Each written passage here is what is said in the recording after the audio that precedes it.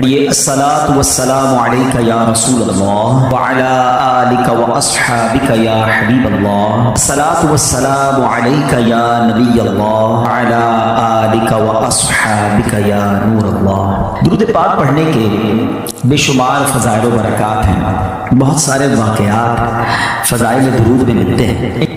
اللہ کے حبیب علیہ السلام فرماتے ہیں کہ اے عبد الرحمن، میرے پاس ابھی جبریل امین آئے اور یہ بشارت لے کر آئے کہ یا رسول اللہ صلی اللہ تعالیٰ علیہ وسلم، اللہ پاک فرماتا ہے کہ اے محبوب، آپ پر جو درود پڑھے گا میں اس پر رحمتیں نازل فرماؤں گا، جو آپ پر سلام پڑھے گا میں اس پر سلامتی اتاروں گا۔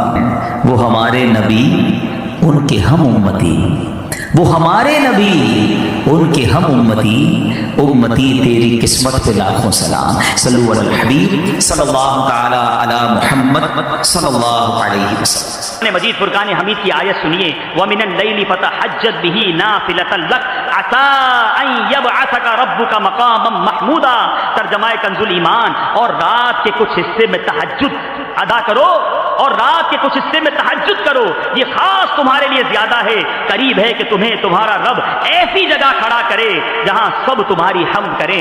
ارے رب حمد کی جگہ پر جس کو کھڑا کرے اس کا مقام کتنا بلند ہو جائے گا۔ تہجد کے فضائل میرے آقا کیا خوب فرماتے ہیں، چنانچہ سید المبلغین رحمت للعالمین صلی اللہ تعالیٰ علیہ وسلم نے فرمایا، بے شک جنت میں کچھ ایسے محلات ہیں جن میں آر پار نظر آتا ہے۔ اللہ عز و جل نے وہ محل کن کے لیے تیار کیے؟ میرے آقا فرماتے ہیں وہ محلات ان لوگوں کے لیے تیار کیے ہیں جو محتاجوں کو کھانا کھلاتے ہیں، سلام کو عام کرتے ہیں، اور رات کو جب لوگ سو رہے ہوتے ہیں وہ نماز پڑھتے ہیں۔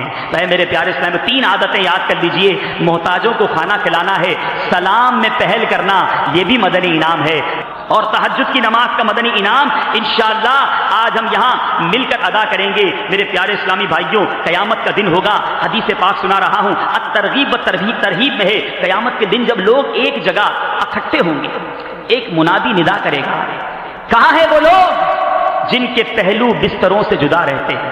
آئے ہائے، محشر کا دن، سختیوں کا دن، گرمی کا دن، نفسا نفسی کا دن، اس میں یہ اناؤنسمنٹ ہوگا، کہاں ہیں وہ لوگ جن کے پہلو بستروں سے جدا رہتے تھے؟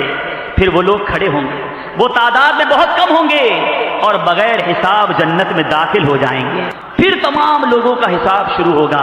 دنیا میں اپنے بستر کو چھوڑ کر تہجد کی عادت اپنانے والوں کو مبارک ہو کہ قیامت کے حساب و کتاب سے ان کو نجات مل جائے گی، اور اعلان ہوگا عزت و اکرام کے ساتھ بے حساب و کتاب وہ جنت میں داخل ہوں گے۔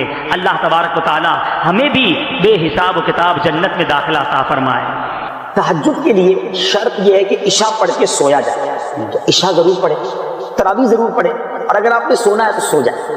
اب جب آپ سحری کے لیے اٹھ رہے ہیں تھوڑا ٹائم پہلے اٹھ جائیں، آپ تہجد پڑھیں۔ تو اب یہ 30 ڈیز آپ تہجد پڑھنے کے عادی ہو جائیں گے نا، اللہ کی رحمت سے امید ہے رمضان کے بعد بھی عادت رہے۔ تہجد فرض نمازوں کے بعد سب سے افضل نماز ہے، اور ناظرین یہ خاص دعاؤں کی قبولیت کا وقت ہے۔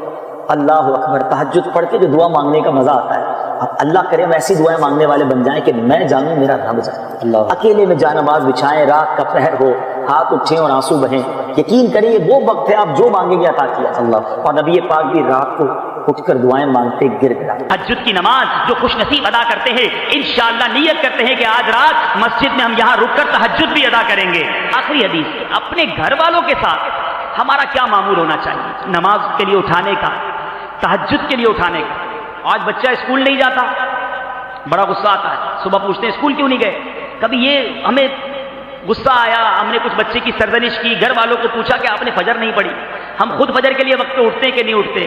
اللہ اکبر، ایک مرد اور ایک عورت، شوہر اور بیوی کا رابطہ، تعلق نماز کے حوالے سے کیسا ہونا چاہیے؟ میں نے ایک حدیث پاک پڑھی، میں نے سوچا کہ آپ سے شیئر کرتا ہوں، اور غور سے سنیے، بالخصوص جو شادی شدہ ہیں، ایسا محبت بھرے گھرانے کا خاکہ میرے آقا علیہ الصلوۃ والسلام نے پیش کیا۔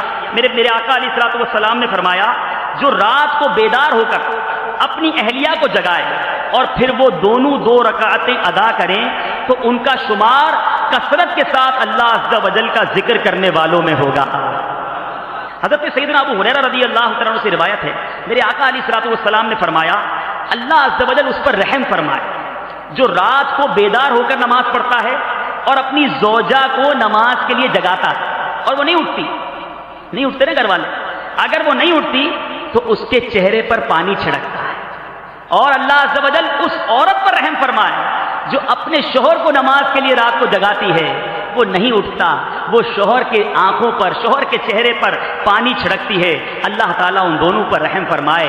اللہ اکبر. ہم سوچیں آج اپنی زوجہ کو اپنی خواہشات کے لیے, اپنی خدمت کے لیے, اپنے معاملات کے لیے تو ہم تکلیف دیتے ہیں. کب ہم نے اپنی زوجہ کو نماز کے لیے جگایا, تہجد کی اسے تلقین کی. کتنا اچھا وہ گھر ہو کہ جہاں شوہر بیوی کو تہجد کے لیے اٹھا رہا ہو, بیوی شوہر کو تہجد کے لیے اٹھائے, بچے جناب جمع ہو کر سحری کر رہے ہوں, روزے رکھ رہے ہوں, عبادت کر رہے ہوں. آج ہم سب غور کریں کہ ہماری زندگی حسینی طریقے پر گزر رہی ہے یا یزیدی طریقے پہ گزر رہی. میں تو پنجتن کا غلام ہوں, بہت شوق سے پڑھتے ہیں. یہ واقعہ کربلا صرف نیاز کھانے کے لیے آیا یا صرف نعرے لگانے کے لیے آیا؟ کچھ سیکھنا نہیں ہے, کچھ عمل نہیں کرنا کہ میں سارا سال یزیدی طریقے پر گزاروں.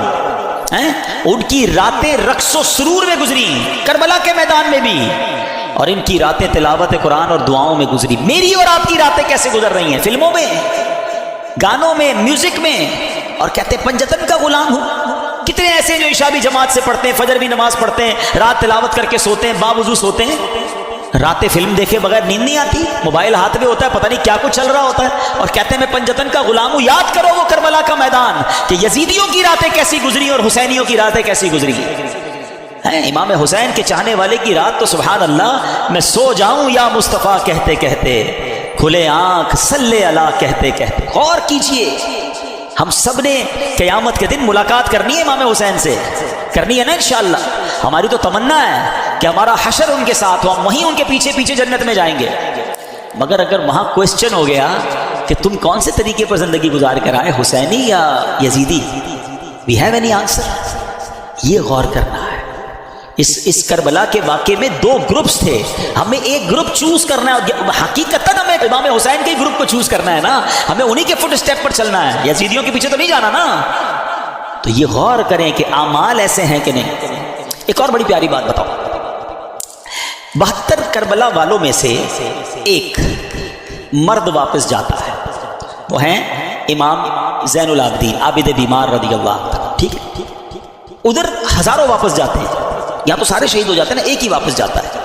ایک بڑا ریلیونٹ کوسچن ہے, آپ میں سے بہت سارے دنیا کے کئی ملکوں میں گئے ہیں, کہیں کوئی ایک بندہ آپ کو ملا ہے آج تک جس نے یہ کہا ہو کہ میں اس یزیدی لشکر کی اولاد میں سے ہوں, کہ یار امام حسین سے اور ان کے ساتھیوں سے لڑنے گیا نا, میں ان کی اولاد میں سے ہوں؟ آپ کو ایک نہیں ملا ہوگا ایسا. ہزاروں واپس گئے, ان کی نسل کا, ان کی بات کرنے والا کوئی نہیں ہے. ایک حضرت عابد بیمار واپس آئے ہیں. آج دنیا کے کونے کونے میں آپ کو حسینی سید ملتے ہیں. یہ کیسے ہو گیا؟ ایک مرد واپس آیا اور نسل میں اتنی برکت. سبحان اللہ. اس سے کربلا کے اس واقعے سے سیکھنے کو ملا کہ جو چیز اللہ کی راہ میں قربان کی جائے اللہ اس میں برکت ڈال دیتا ہے. ہاں, وہ بڑی پیاری بات, بڑا خوبصورت جملہ پڑھا, کربلا کی کہانی بس اتنی سی ہے, یزید تھا حسین ہے, بس وہ ختم. اور امام حسین آج بھی کروڑوں دلوں پر حکومت کرتے. یزید کا نام لینے والا کوئی نہیں, کوئی اپنے بچے کا نام یزید نہیں رکھتا ہے, اور حسین کا نام رکھنے والے اور ان کا نام سر پر عزت کے ساتھ رکھنے والے اربوں, ہر وہ مسلمان نہیں ہے. ہم تو یہ سمجھیں گے وہ کون سا مسلمان ہے جس کے دل میں امام حسین کی محبت نہیں ہے. اس میں امام حسین تو ہمارے ایمان کا حصہ ہے. تو سمجھنے والی بات یہ ہے, سیکھنے والی بات یہ ہے کہ جو چیز, اب ذرا اس بات کو تھوڑی سی باریک باتیں سمجھیے گا, جو چیز اللہ کی راہ میں قربان کر دی جائے نا, اللہ اس میں برکت ڈال دیتا ہے. اب اس سے آپ اپنی ساری لائف کو ایزیوم کر لیں. اگر آپ چاہتے ہیں کہ آپ کی صحت میں برکت ہو, آپ اپنی باڈی کو, اپنے جسم کو اللہ کی راہ میں استعمال کریں, نماز پڑھیں, دین کے کام میں یوز کریں, اللہ آپ کی صحت میں برکت ڈال دے گا. آپ چاہتے ہیں آپ کی زبان میں برکت ہو, آپ کے الفاظ مؤثر ہو جائیں, اٹریکٹیو ہو جائیں, آپ اپنی گفتگو میں اللہ رسول کا نام لینا شروع کریں, درود پاک پڑھیں, ذکر اللہ کریں, تلاوت قرآن کریں, لوگوں کو اسلام کی نیکی کی دعوت دیں.